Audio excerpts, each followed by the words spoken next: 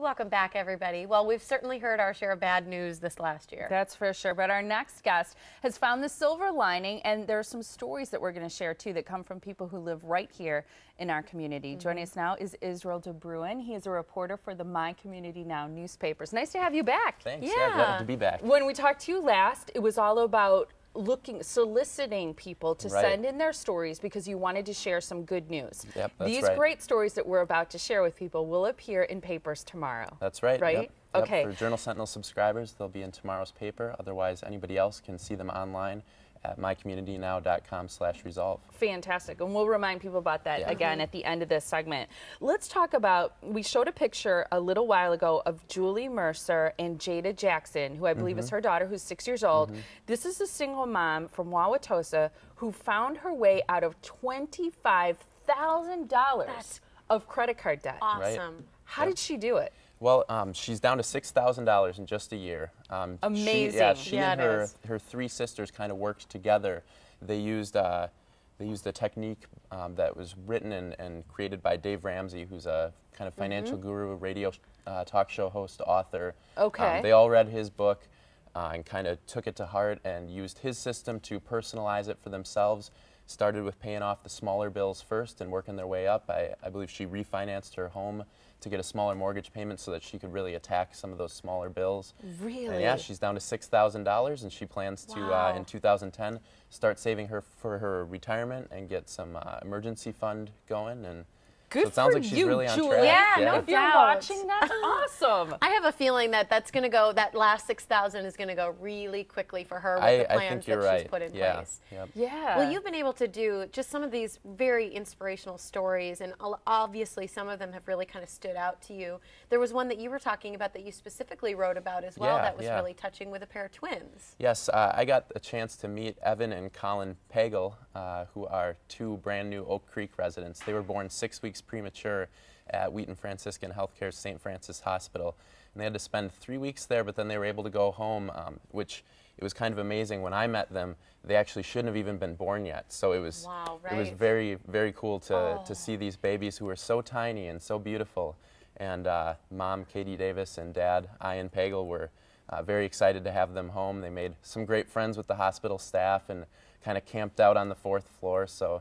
And why did you like their story? Because you, the reporters, editors probably got to weigh in on what stories you were going to select to be featured. Why did this story stand out? What was your criteria? Well, this was one that really kind of embodied the project, I think, in our minds, which we were looking for situations where, despite 2009 being kind of a bummer of a year for a lot of people, lots of bad stuff going on, there was still good that came out of it. And so here we have a situation where these boys came early. Mom said they were coming. There was no holding them back.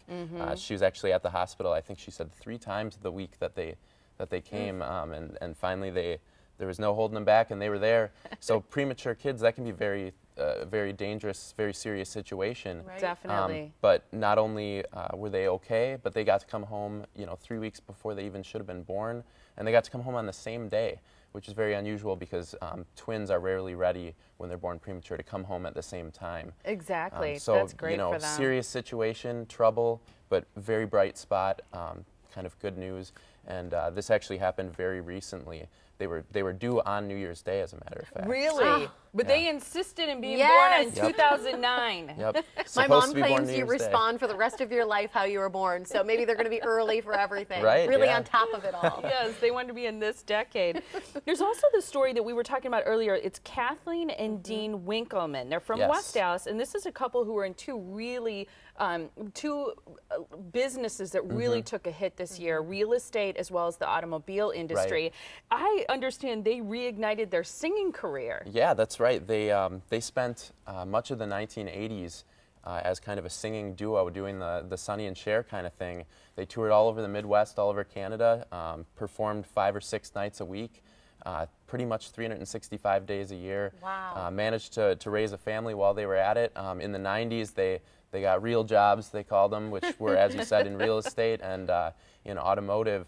And when the recession happened and those industries were both hit pretty hard, they of course lost some income, and they had been looking for an opportunity to get back into performing.